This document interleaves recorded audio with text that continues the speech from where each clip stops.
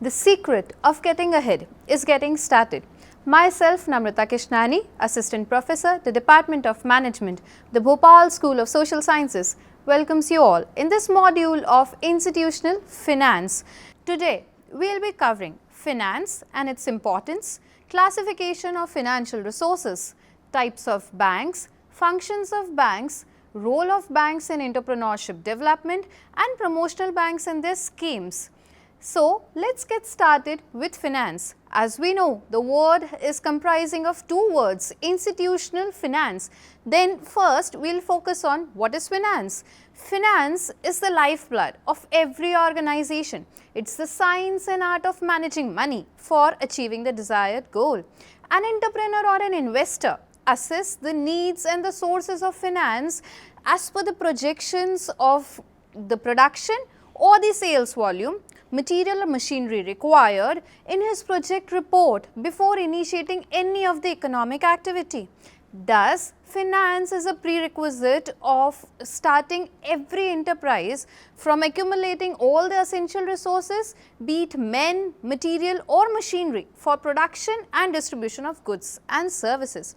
Thus, financial planning is based upon a systematic forecast which answers how much money is required, where will this money come from, when and where it will be available and where it will be invested to generate the future course of revenues.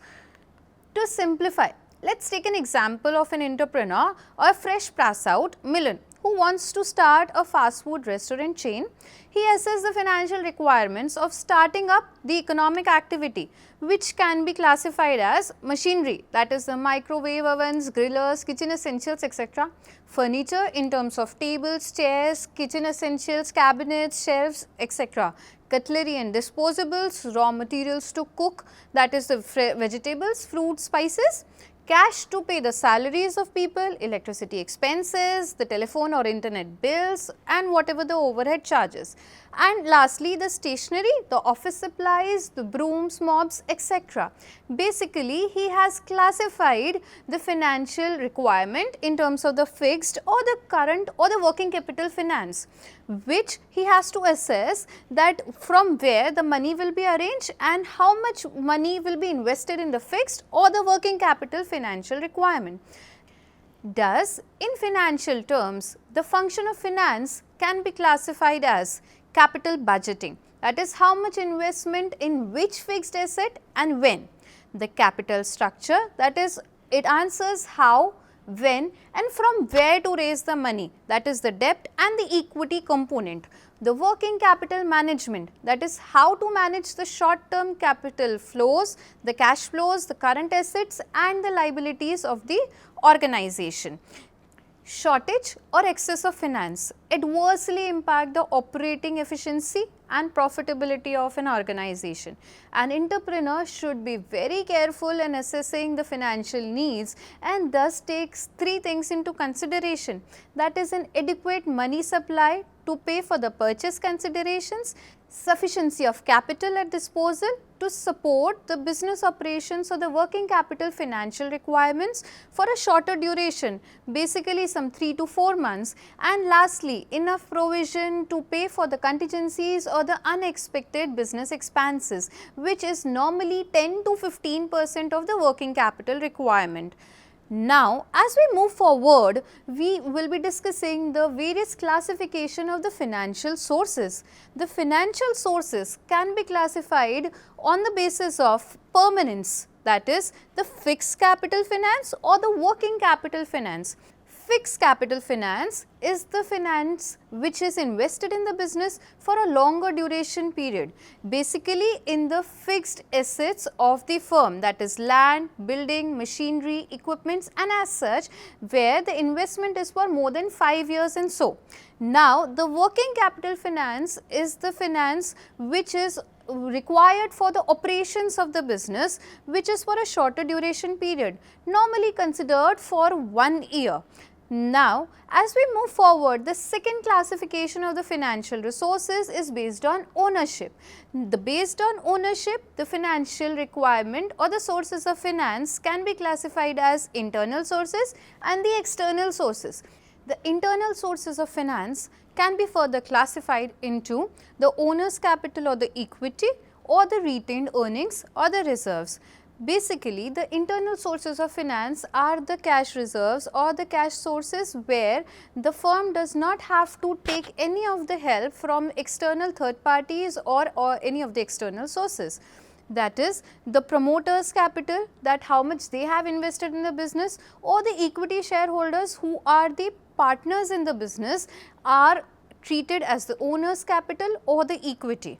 Similarly, when a business is running and it is retaining some profits or reserves to reinvest into business for expansion of the product line or for further diversification of the business, that is the retained earnings and the reserves. That is one of the cheapest source of finance which is available.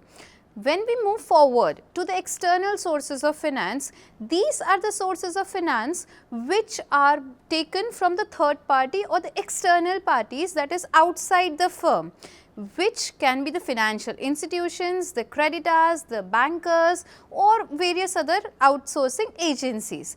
The finance can be in form of term loans, that is the short term, medium term or the long term loans, the credit facilities provided by the financial institutions or the banks in form of factoring, forfeiting, bill discounting, and as such the seed money or the margin money which is provided for starting up a business or any enterprise from some government schemes, subsidies, incentives or some development promotional financial institution.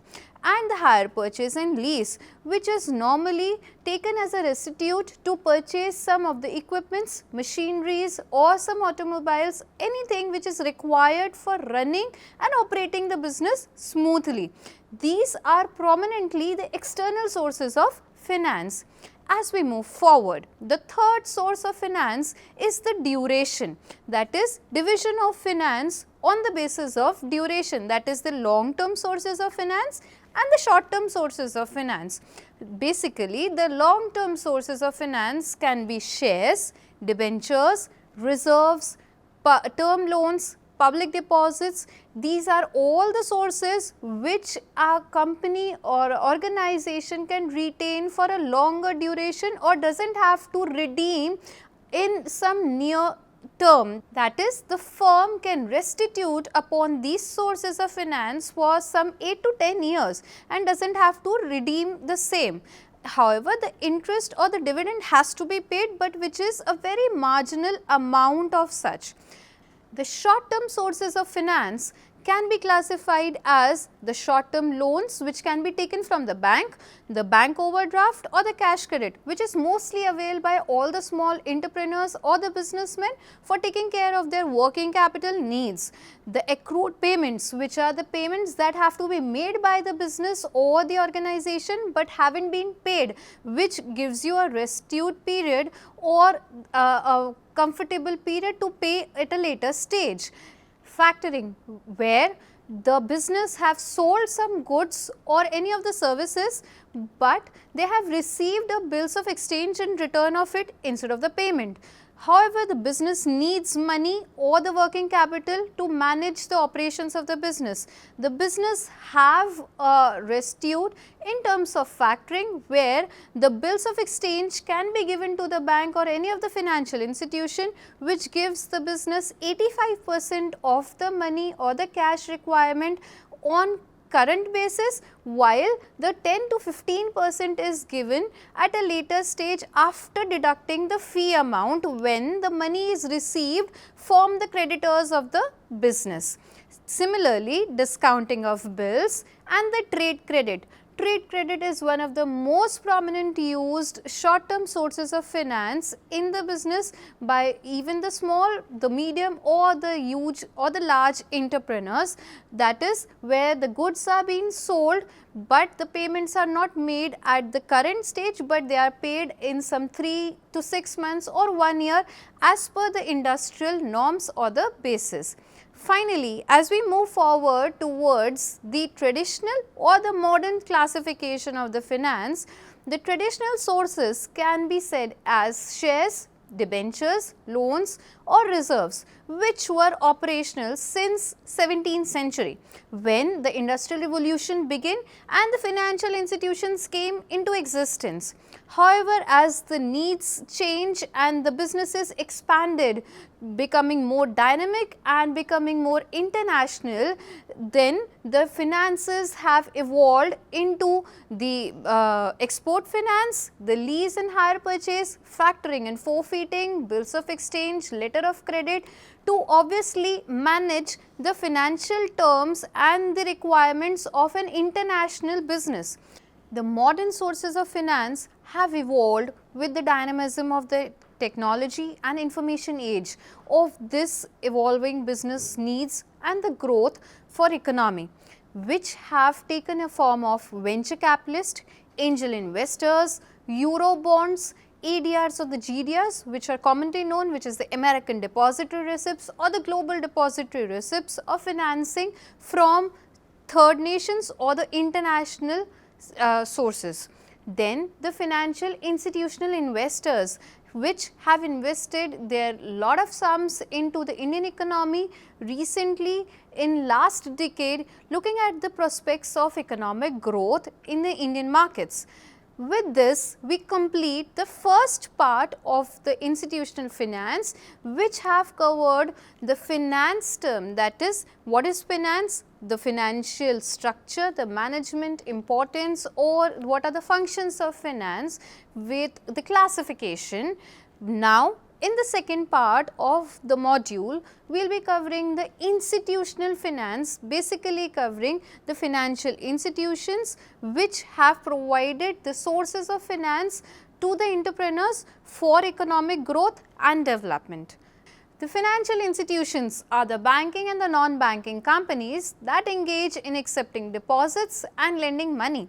Basically, they mobilize the resources and allocate the same in a productive use, keeping the economic engine of growth operational for a robust economic development, making funds available for entrepreneurial activity. These can be classified as commercial banks, development banks, agricultural banks, investment banks, cooperative unions, insurance companies and for so. The commercial banks which we are commonly practicing or using are divided into public sector banks, private sector banks, foreign sector banks or the rural banks. As we move forward towards the functions of bank, the banks usually carry a function of accepting deposits and granting the advances. As a customer of bank, when we usually visit a bank either for depositing our money or for withdrawing the money, we have seen basically these 3-4 functions of the bank, that is accepting deposits in form of saving bank account or the fixed deposits, the recurring deposits, and the businessmen have the current deposits on which they do not actually get an interest, but they have to pay the interest for carrying the cash and the business operations smoothly, keeping the safe custody of the finances. However, when we have withdrawn the money from the banks, we have seen that banks have granted us the money, the advances in terms of short term loans, the bank overdrafts, cash credits, discounting of bills and loans, which can be based on terms, that is the short term, medium term or the long term loans. Apart from this, we have seen bankers usually carrying out the other facilities or the functions like making drafts or the lock-up facility or some other reports that they are making usually. But however, we are untouched basically with the agency functions and the utility functions of the bank, which are the secondary functions of every bank now. The agency functions can be the transfer of funds from one account to the other account or to other banks, the periodic payments that the banks make by paying our electricity bills or the insurance premiums and on so forth, collection of checks from our creditors or debtors, portfolio management of the big enterprises or when they have to carry or they have to issue the shares, the periodic collections and the other functions like merchant banking, underwriting and so forth. The utility functions of a bank can usually be classified as drafts, lockers, underwriting, making a project report or a project plan, that is the business plan for the entrepreneurs, especially for those who are very new in this industry and they have a little experience how to create a proper business report for approval in some financial institutions. Then carrying out the social welfare programs and schemes of the government. As we know, recently the government has given a huge fiscal stimulus or package for all the sick units or the industries affected due to this pandemic COVID-19. All this financial stimulus will be circulating, distributed or managed into the systems by the banks and the financial institutions through all the welfare schemes run by the banks under the supervision of RBI and the central government. Thus, banks carry out the functions at the grassroots level for all the central government schemes too. Now, as we move forward to the development financial institutions, or as we know it, the development banks. These are the institutions promoted or assisted by government, mainly to provide the developmental finance to one or more sectors of the economy. It checks the financial viability of a project to create financial provision through long-term loans, equities, bonds or underwriting functions and guarantees to provide finance for running and managing the business enterprises. It is a vehicle for extending the continuous managerial support, being a partner in the project rather than mere a financer of the project. Few of the promotional financial institutions are Industrial Financial Corporation of India, which was soon started after the independence, that is 1948, which was converted into a company in 1993. Industrial Credit and Investment Corporation of India, beginning in 1955 and converted into a bank, that is famous ICICI Bank in 2002. Industrial Development Bank of India, started in 1964. Small Industries Development Bank of India, which began its operations on 2nd April 1990 as in to take care of the smaller industries or the medium scale enterprises. Unit Trust of India, which began its operations on 1st July 1969. It has been a prominent financer in various government projects and the public sector undertakings. The state financial corporations and the state industrial development centers, which started at different time periods from 1960s to 70s, and of course, that is at a later stage when the nationalization of the banks were carried out. The banks were also one of the promotional financial institutions for giving prominent loans and the financial sources to the business enterprises.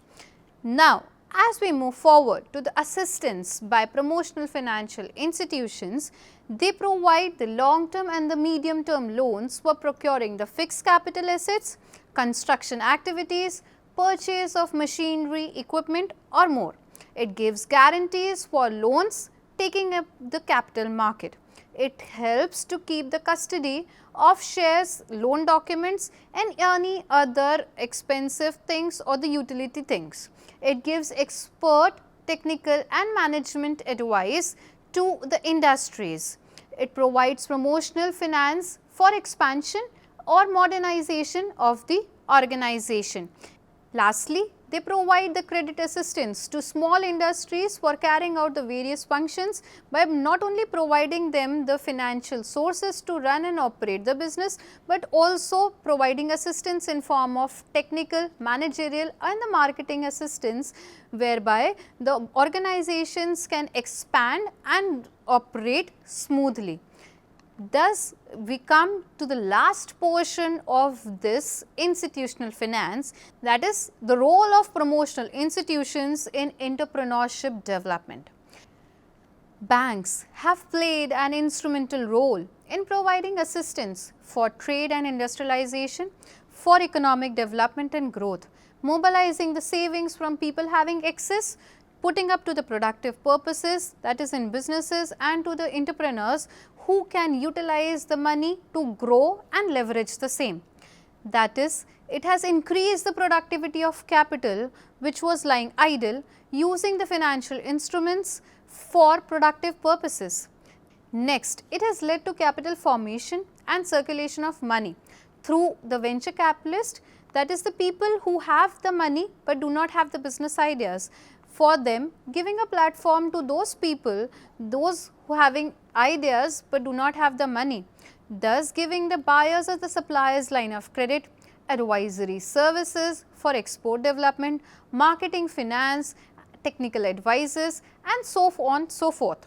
It has also provided financial instruments like deferred credit, bill discounting, medium terms or the short term loans to meet or manage the working capital or the operational expenses for shorter duration and also carry on the business smoothly. Next, it has promoted the industrial growth and curbed the regional inequalities which are prominent in the pre-independence period or sooner after the independence by entrepreneurship development, running out all the programs and the schemes of the government like development of industrial parks, assistance in business plans and project reports, feasibility reports, marketing, material assistance, technical assistance, and so on so forth. It has encouraged the foreign trade by foreign currency loans, export financing, letter of credit, so that we can internationalize our businesses and earn the foreign reserves for the country. It has also provided the financial services and consultancy like book building, merchant banking, underwriting for all the companies that are entering for issuing the shares in the public, mergers and acquisitions, for diversification and expansion, and so on so forth. With this, we have covered the institutional finance and the role of banks in entrepreneurship development. Hope now you have understood that how the government schemes and the various programs are run and the money is circulated by the financial institutions and banks by circulating the money between the beneficiaries. With this, we end up the module over here until we meet the next time. Thank you.